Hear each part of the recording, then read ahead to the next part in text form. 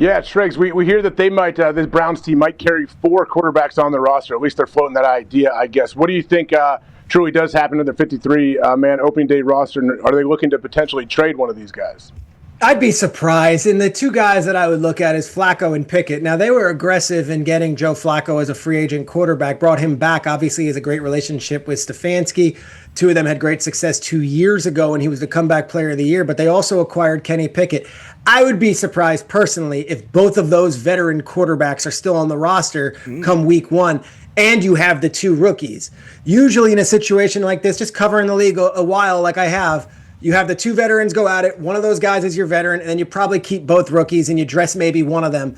And you've got Flacco as your starter week 1, Shedeur or Gabriel as your backup. Then you got one who's not active, not dressed, but is obviously still on the team. So it would be surprising with the Cleveland Browns if they kept 4 quarterbacks. I do know that this year is going to be very important for Shedeur and Dylan Gabriel. And the reason is they're both 3rd round and 5th round picks. And if you remember, when we were sitting together at the draft, Cleveland traded back and acquired Jacksonville's 1st round pick and their own 1st round pick. When you have 2 1st round picks of teams that are not necessarily expected to be Super Bowl contenders, quarterback is always going to be looming in every conversation. So I think they're going to want to get those guys action, Gabriel and Sanders. I think they're going to want to have 1 veteran quarterback. I don't know if there's a value in having both of those veteran quarterbacks and then having 2 rookies on the roster as well. Cleveland Browns are in quite a situation, and they're paying quarterbacks more than anybody else in the NFL. And quarterback for the one guy I didn't even mention. Yeah. Is he? I don't even know if he's in the. Is he in the building? He's not even. I don't know. Probably. I haven't heard his name. We know who QB1 is going to be in Cleveland. Who's that? We know. They traded for Kenny, so him. It'll be Hey, I love Dylan Gabriel. I love Pickett. Oh. I love Flacco. Oh, it's going to be Shedeur. Day one. No, by week 8, Shedeur Sanders will be. That sounds right. Judging by the ESPN. I mean, I'm dialed into ESPN Cleveland, so I'm watching this. I don't know what the hell those DBs 16 are doing. of 18. Yeah, I think I only saw 1 interception from all the quarterbacks. So I don't know what these Ward and the boys are doing over there. But be careful. Be careful. I'm reading tea leaves. I'm watching. What are you talking about, Shregs? 16 of 18. Jackson Dart touchdowns. Threw 3 touchdowns today. Be careful. Yeah. Never going to happen. Holy shit. Better not throwing them. Put it on the bottom line. Yeah, it is a lot better than not throwing. Good call, AJ. I get it. James threw 10. I've never, and I respect the hell out of all the beat reporters, but I don't remember us ever charting June minicamp. Be a pro. Passing stat. That's attention to detail. This is what football knowledge has come to. That's right. With that being said, I see some balls coming out of Shedeur Sanders at that game, and I'm like, kind of looks like a guy. Yeah, I'm reading. He can sling it. Read the I see him, some of the veterans, how they talk to him, mic'd up, see what he's doing in the community. Yep. You talking about Njoku there? Njoku, Mike Napier.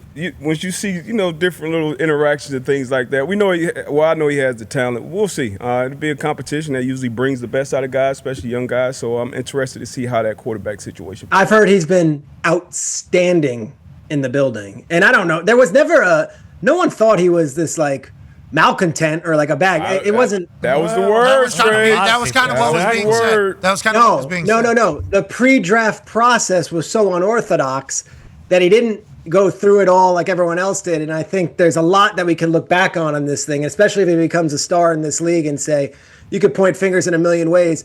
Not having a pure agent, not having, the workouts that everyone else did, going to these teams, not necessarily being as willing to throw the ball when asked at these the All-Star games, like that kind of stuff I think might have stung him and might have turned teams off. But at no point did anyone say he's a bad kid or that he wasn't going to get along with veterans and come. I mean, this is a guy who has been training to be a professional football player since the day he was born and is ready for this moment. I listened to Coach Prime give some motivational message, and I was like, I need to hear it. It was some video. I don't know when he said it. Could have been throughout the last 20 years.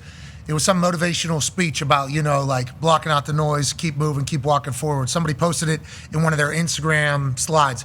I enjoy people that really take the time to put picture of their life obscure, weird other picture, motivational message, weird picture, video, and then there's like a wrap-up thing at the end. How do we tie these all together? I don't know. I just went for a ride here through these swipes.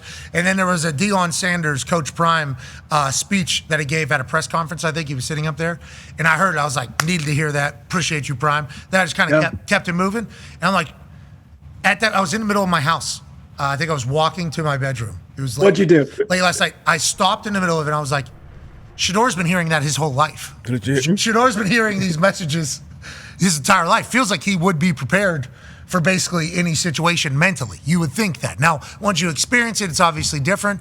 But I think listening to Coach Prime say, like, this is Shedeur Sanders we're talking about here. Whenever people were asking a lot of questions, it's like he was saying, you don't think that I've taught him how to be a professional? That's basically what you're saying. I'm intrigued to see how it works out. Dylan Gabriel, not talked about at all, third-round pick, drafted ahead of Shedeur Sanders. Kenny Pickett, last guy to touch ball in the Super Bowl. Yeah. It was. And Joey Flacco, last guy to take the Cleveland Browns to the playoffs. Joey Flacco, a lot of storylines obviously developing. Go ahead, Con, man. Yeah, it's still Cleveland, so who cares? Jeez.